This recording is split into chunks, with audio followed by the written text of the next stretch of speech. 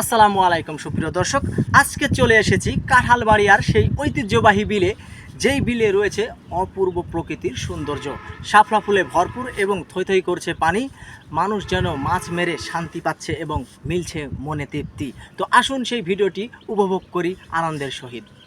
প্রতিটা বিলের সৌন্দর্য মানেই শাপলা ফুল না থাকলেই যেন বিল যেন অপরিপূর্ণ। আর শাপলা ফুল দেখলেই মনে পড়ে যায় সেই ছোট্টবেলার কাহিনী, গলা পানিতে নেমে সাঁতার কেটে বড়দের ঘাড়ে হাত দিয়ে সেই শাপলা তোলার কথা। তো সামনাসামনি আমি একটি শাপলা তুললাম, অনেক ভালো লাগছে, এত সুন্দর হয়ে আছে। মানে শাপলা আবার দুই রকমের আছে, অনেকে এটাকে তারা শাপলা বলে, আর আরেকটা কি যেন শাপলা, ওটার নাম জানি না।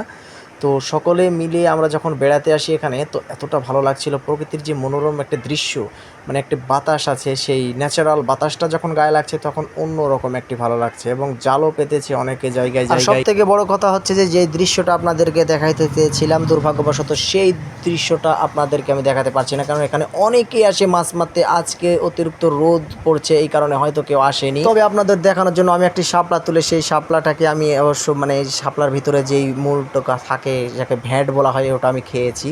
তো মাছগুলো দেখে তো মন প্রাণ জুড়ে গেল। আমার সাথে আমার ভাতিজা আছে, তাকে আমি দেখলাম সে মাছ ধরতে বলছি, এখানে হাত দিলে যেন ধরা যায়, সে কিন্তু ধরতে পারেনি। তারপরেও আমি একটু চেষ্টা করতে বললাম, সে চেষ্টা করে দেখেছে। গত 2 বছর ধরে পানি ছিল না, এমনটা পানির প্রভাবে এবার অতিরিক্ত মাছ হয়েছে আমাদের বিলে। তো আপনাদের বিলে কেমন মাছ হয়েছে অবশ্যই জানাবেন। আর এমন ধরনের মাছ দেখে ধরতে কার না মনে চাই, আর বিলে নেমে কার কার মাছ ধরতে ভালো লাগে এবং সেই আনন্দ মুহূর্তগুলো কার কার মনে পড়ে অবশ্যই জানাতে ভুলবেন না।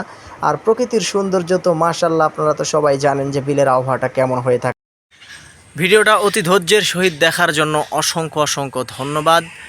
যদি তোর ডাক শুনে কেউ না আসে তবে একলা চলরে, এই কথাটা যেই বলেছেন সে অবশ্যই একজন জ্ঞানী মানুষ ছিলেন। কারণ এই কথা কেন বলছি, ইতিমধ্যে আমি কিন্তু 2-1টা পেজ চালিয়েছি, বহুত ভিডিও ছেড়েছি আমার লাইফে, কোনোটাতে তেমনভাবে সফলতা হয়নি। তবে এবার আশা আছে যে ইনশাল্লাহ আপনাদের যদি ভালোবাসা পাই অবশ্যই সফলতার দ্বার প্রান্তে পৌঁছাতে পারবো। আর এই কারণেই আমি এই কথাটা বললাম যে একবার না পারিলে দেখো শতবার, শতবার কেন, 1000বারও চেষ্টা করলেও সমস্যা নাই। কারণ ভিডিও করতে এবং ছাড়তে এবং জনগণকে ভালো কিছু দেখাতে আমার অনেক ভালো লাগে।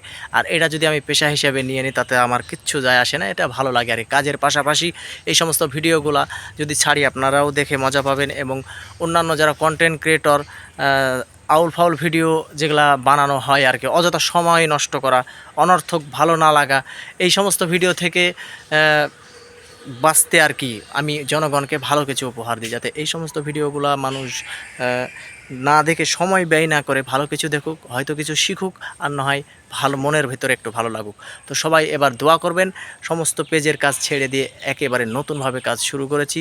সবাই আমার পাশে থেকে দোয়া করবেন এবং সামনের দিনে যেন আরও ভালো ভালো কন্টেন্ট আপলোড করে আপনাদেরকে আপনার মন প্রাণ যেন জুড়িয়ে দিতে পারি, সেই সমস্ত ভিডিও সবাই দোয়া করবেন এই কারণে। আর ভিডিওটা অতি ধৈর্যের সহিত দেখেছেন, এর জন্য অসংখ্য অসংখ্য ধন্যবাদ। আমি অনেক খুশি হয়েছি আর কি। সরাসরি এমনভাবে কথা বলার তেমন অভিজ্ঞতা নেই, আমি একেবারেই নতুন। তো সবাই ভালো থাকবেন, সুস্থ থাকবেন, আল্লাহ হাফিজ।